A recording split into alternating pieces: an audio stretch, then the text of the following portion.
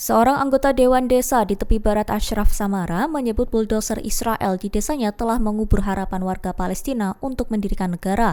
Aksi ini dilakukan bersamaan dengan langkah Presiden Amerika Serikat Donald Trump, di mana ia mengumumkan rencana perdamaian Gaza sekaligus menyebut adanya peluang menuju negara Palestina. Diketahui Gaza saat ini dikelilingi pasukan keamanan bersenjata, bahkan buldoser Israel menggali tanah untuk membuka rute baru menuju permukiman Yahudi. Samara menyebut tanah di sekitar Beit Ur al-Fauqa kini terbelah dan menciptakan penghalang baru bagi pergerakan warga pada Kamis 2 Oktober 2025.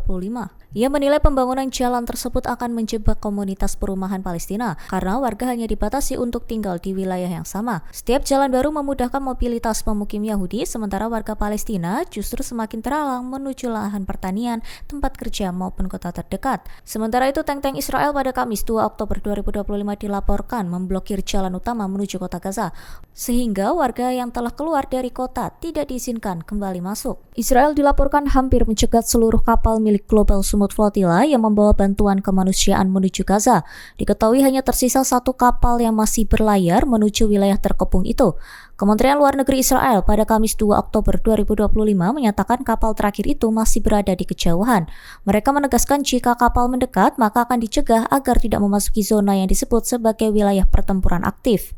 Israel mengklaim tidak ada satupun kapal flotila yang berhasil melanggar blokade laut. Militer pun memperingatkan bahwa langkah mencegat kapal akan terus dilakukan.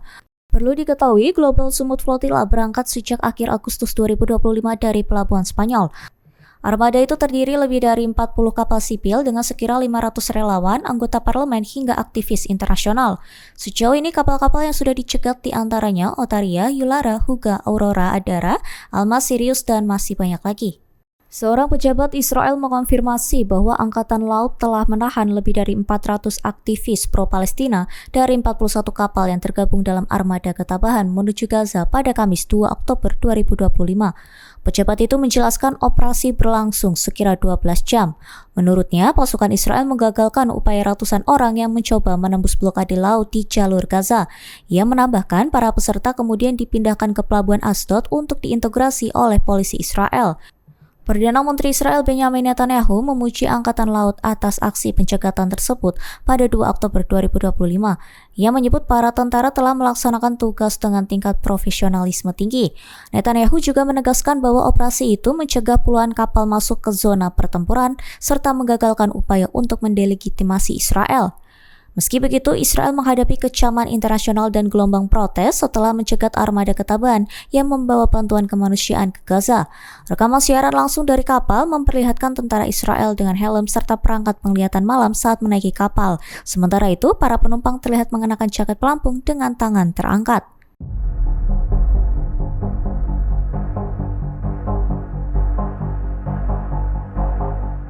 Hamas dikabarkan meluncurkan serangan roket ke arah kota Asdod pada Rabu 1 Oktober malam. Serangan ini memicu bunyi sirene di kawasan pesisir Israel. Di sisi lain, tenaga medis melaporkan telah merawat lebih dari 3.000 orang selama perayaan Yom Kippur. Data Magen David Adom mencatat 3.022 orang terluka dengan 2.165 diantaranya dilarikan ke rumah sakit sejak Kamis 2 Oktober. Laporan itu menyebutkan ratusan orang jatuh sakit akibat puasa 25 jam dan doa panjang mulai dari dehidrasi hingga pingsan. Namun pada hari yang sama, 7 orang mengalami luka-luka saat berlarian menuju tempat perlindungan bom setelah Hamas kembali melepaskan roket ke Asdod. Namun klaim dari IDF tidak ada korban luka langsung akibat tembakan roket tersebut. Militer Israel mengklaim sistem pertahanan udara berhasil mencegat 4 roket, sementara satu proyektil jatuh di area terbuka tanpa menimbulkan kerusakan berat.